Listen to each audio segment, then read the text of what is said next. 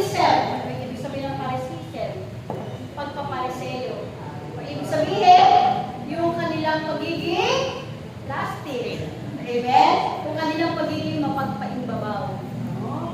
So, sila yung mga pariseo, sila yung mga magaling silang magturo, magaling silang mag-talk, magaling silang magpahayag, pero hindi nila isinasabuhay yung kanilang mga itinuturo.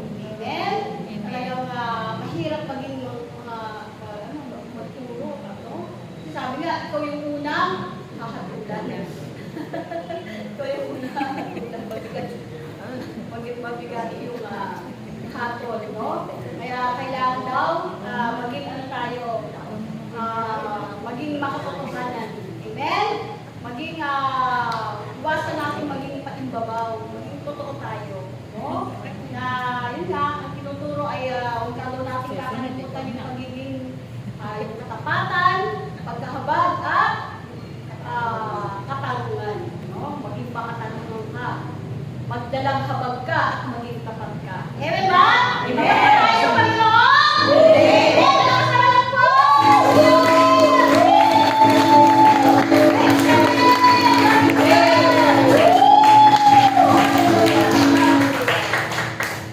Okay, so dadako na po tayo ngayon sa mga kapahayagan.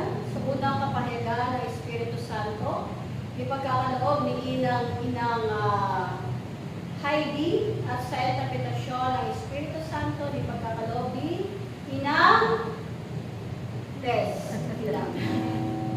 Ano ko pinili?